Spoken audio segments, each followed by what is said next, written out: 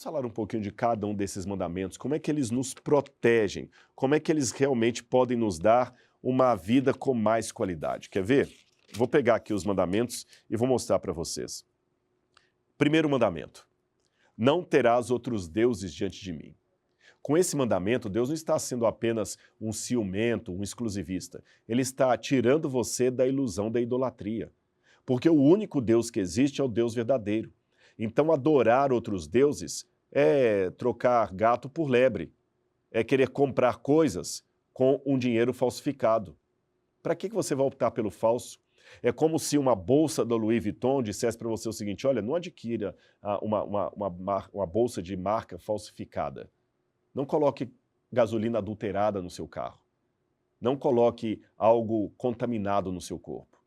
Não adore outro Deus diante de mim. O grande problema da idolatria é que as pessoas não são moralmente melhores que os deuses que elas adoram. E, via de regra, os deuses da idolatria são deuses forjados pelo capricho humano, pelos defeitos humanos. Pega a mitologia grega, por exemplo. O que são Zeus, Poseidon, Afrodite, Cupido, Dioniso, todos esses, senão a forma mais depravada dos vícios e defeitos da humanidade, agora levados exponencialmente à categoria de deuses do Olimpo. Mas são apenas a divinização dos nossos piores defeitos. Aí você pega um Deus desse, adora esse Deus e você se torna moralmente inferior ao Deus que você adora. O outro mandamento: não farás para ti ídolo nenhum. Ora, a idolatria, ela corrói porque ela prende você. Há pessoas que, por causa da idolatria, e a idolatria não é só para um ídolo tipo um deus, a idolatria pode ser com um carro, a idolatria pode ser com dinheiro, com a casa, com a beleza. Você já notou que, por exemplo, até o trabalho pode ser uma idolatria? Há muitos pais que perdem os filhos porque estão ocupados demais com coisas importantes e não têm tempo para aquilo que é essencial. A idolatria é algo que aprisiona. Deus quer livrar você disso. Mais um mandamento: não tomarás o nome do Senhor teu Deus em vão. Ensinar respeito gera respeito. Ser respeitoso, corrigindo a frase, ser respeitoso gera respeito. Você ensina para as crianças respeito pelos mais velhos, pela hierarquia, porque você respeita o Supremo, que é o Altíssimo. Continuando ainda: lembra-te do dia do sábado para o santificar. Muitas pessoas perguntam para mim: Rodrigo, você guarda o sábado? Como é que é esse negócio de guardar o sábado? Não pode fazer isso, não pode fazer aquilo? Olha, é o contrário. O sábado não é um dia de pode, não pode. O sábado é o dia da alegria. Há coisas que eu não faço realmente no sábado por uma questão de coerência. Imagine assim: você tem aí o dia do seu aniversário de casamento e você é feliz no casamento, então você vai entender a comparação que eu quero dar. No dia do seu aniversário de casamento, não é de bom tom que você deixe a esposa em casa para ir jogar futebol com seus amigos. Concorda comigo? Jogar bola em si não é problema, mas no dia do aniversário do casamento, não é muito inteligente fazer isso. No dia do seu aniversário de casamento, você não vai tirar o dia para lavar a casa e lavar o carro. Você vai fazer isso antes, para que naquele dia você comemore. E aquela data festiva do aniversário de casamento só tem sentido em relação aos demais dias do ano em que você vive feliz com a pessoa que está do seu lado. É justamente por viver feliz com ela em todos os dias do ano que, quando chega aquela data, você tem o que comemorar. A mesma coisa é o sábado. A diferença é que o sábado é uma comemoração semanal e não anual. Mas o sábado só tem sentido em relação àquilo que eu desfruto com Deus no domingo, segunda, terça, quarta, quinta e sexta. Eu vivo tão bem com Deus, de maneira tão feliz, que quando chega o sétimo dia, eu tenho o que comemorar. E por ser um dia festivo espiritualmente, eu deixo de fazer algumas coisas nesse dia, não porque elas sejam pecado em si, mas porque não tem ligação com aquela data festiva. Como eu disse, no dia do seu casamento você resolver marcar uma partida de futebol com os colegas. Os demais mandamentos são todos claros também para promover a ordem social. Olha, honrar o pai e a mãe. Hoje um dos grandes problemas que nós temos é justamente de famílias desestruturadas porque os filhos não têm mais relação com os pais. Não matar, a preservação da vida, não adulterar, a preservação da moralidade, não furtar, o respeito à propriedade do outro, não dar falso testemunho contra alguém. É tão ruim quando alguém calunia você.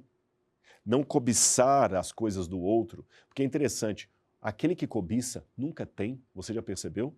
Ele sempre cobiça, é porque sempre falta-lhe algo. Percebeu como os mandamentos protegem você?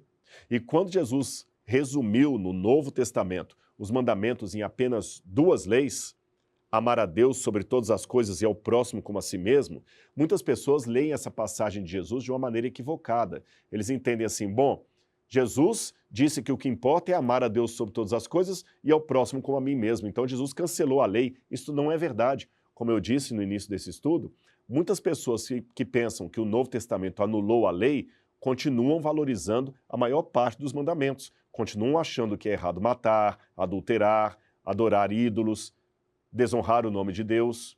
Então a lei não acabou. Outra pergunta que nós podemos fazer é a seguinte: se as pessoas que viveram antes da cruz eram salvas pela graça de Cristo? Sim, porque a lei não salva. A lei nunca salvou. Se a lei nunca salvou, como é que Moisés foi salvo? Pela lei ou pela graça? Pela graça. E Paulo, como Paulo foi salvo? Também pela graça. A diferença entre Paulo e Moisés é que Moisés foi salvo pela graça daquele que haveria de vir. E Paulo foi salvo pela graça daquele que veio e voltará. Só isso. Mas foi a graça de Jesus que salvou todos os que viveram no Antigo Testamento e todos os que viveram depois do Novo Testamento. Ora, se ambos os grupos são salvos pela graça, por que esses aqui do Antigo Testamento são requeridos de cumprir a lei e os do Novo Testamento estariam dispensados de cumprir a lei? Não faz sentido isso. Tá certo? Não faz o menor sentido. E, finalmente, por que Jesus, então, resumiu a lei em 2 mandamentos, amar a Deus sobre todas as coisas e ao próximo como a si mesmo? Simples, é o que eu falei. Os 4 primeiros mandamentos são a relação do ser humano para com Deus. Amar a Deus sobre todas as coisas. Veja bem, isso não é assim. Não ter outros deuses diante de Deus, não adorar imagens de escultura, não levar o nome de Deus em vão, guardar o sábado. São os mandamentos litúrgicos do ser humano para com o seu Criador. Os demais mandamentos desde honrar pai e mãe até o último, não cobiçarás nada do seu próximo, referem-se à relação horizontal de ser humano para com ser humano e cumprem o segundo resumo, amar ao próximo como a si mesmo. Percebeu? Por fim, eu posso dizer para você que os mandamentos de Deus são uma bênção em nossa vida. Eles não são um fardo. É claro que há pessoas que querem tornar os 10 mandamentos algo legalista, enfadonho. Mas quando você cumpre algo por amor e não meramente por dever, é outro sabor que daquela prática passa a ter na sua vida. Os que são pais podem entender isso. Todo o seu sacrifício em cuidar dos seus filhos é diferente de uma babá que é paga para fazer aquilo e não gosta muito da profissão que tem. Uma coisa é cuidar de filhos dos outros. Outra coisa é cuidar daquele que saiu do seu ventre. O trabalho é o mesmo. Crianças sujam fralda, acordam de madrugada. Mas o filho dos outros é filho dos outros. Você está ali pelo salário que você vai ganhar no final do mês. E se você não gostar daquele emprego ou arrumar uma oportunidade maior, você vai embora daquela casa e deixa aquelas crianças, mesmo que você goste delas. Agora, quando é o seu filho, você faz a mesma coisa que a babá, não ganha nenhum salário por isso e não sente que aquilo é chato, é enfadonho, por mais trabalhoso que seja. Qual a diferença de um caso para o outro? Sendo que o trabalho é o mesmo. É porque num você fazia apenas profissionalmente, no outro é por amor. É assim que você deve entender os mandamentos. Você os guarda profissionalmente ou por amor àquele que deu a vida por você? Pense nisso. Os 10 mandamentos de Deus foram dados para o nosso benefício. Se eu não cumprir a lei, o Criador, o Altíssimo, não perderá nada. O perdedor serei eu. É como não seguir as orientações do meu médico. Se eu não cumprir a recomendação médica, o médico não perderá nada. O paciente é que ficará prejudicado. Não cumprir os mandamentos de Deus é a mesma coisa. Portanto, hoje, peça ao Espírito Santo que lhe dê discernimento para entender essas leis tão importantes. Peça a Cristo a graça que lhe basta para que você possa cumprir os mandamentos de Deus. E se você resvalar, pecar, você tem um advogado perante o Pai. Mas entenda, esses deveres não são uma lei cega, chata, legalista. São elementos de amor que Deus deu para o nosso próprio bem e para a nossa liberdade.